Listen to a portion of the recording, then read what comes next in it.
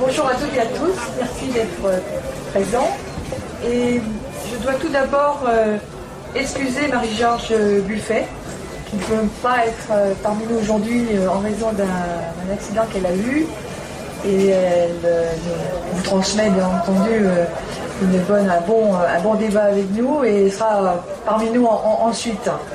On la retrouvera peut-être le 1er décembre justement à la fête de l'Humanité Bretagne. Voilà, alors ce débat est organisé dans le cadre du travail autonomie et retraite que le Parti communiste a organisé avec Olivier d'Artigol. Et c'est l'un des 3 débats également de la commission santé sur la fête.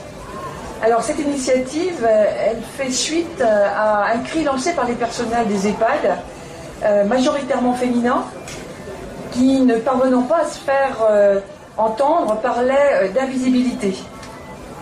Alors ce monde invisible avait donc décidé de se faire entendre leur voix et la révolte même de celles et de ceux qui, de fait de leur âge, n'existent plus dans notre société. Un déni retentissant sur les personnels concernés.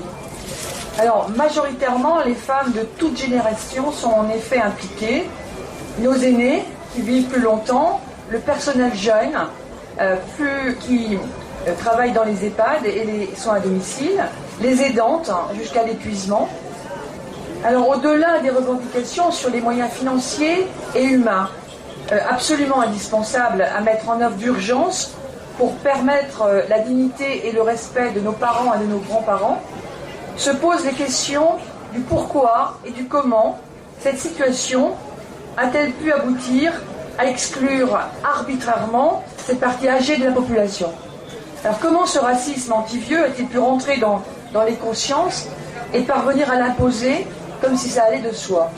Comment l'éthique a-t-il été reléguée au second plan dans les services médicaux où elles n'ont plus accès?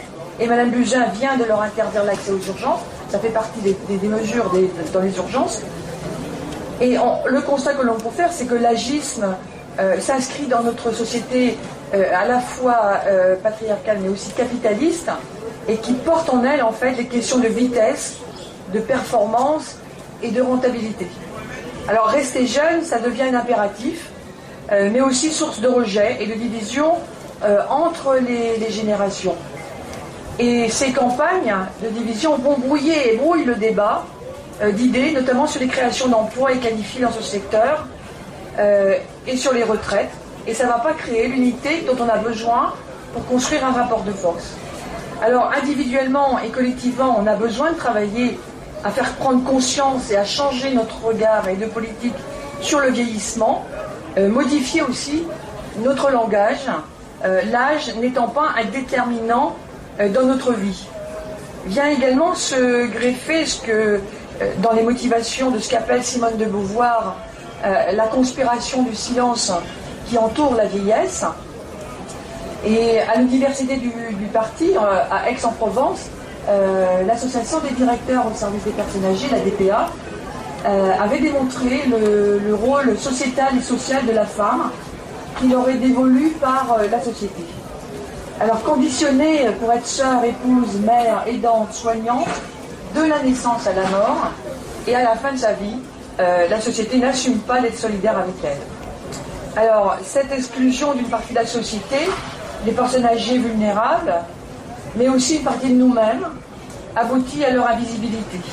Alors donc on va s'engager pour faire prendre conscience, ou aider à faire prendre conscience que cette question constitue la condition d'une société fraternelle où chaque être humain pourra vivre à égalité, respecté, avec ses différences, et c'est aussi une source de richesse.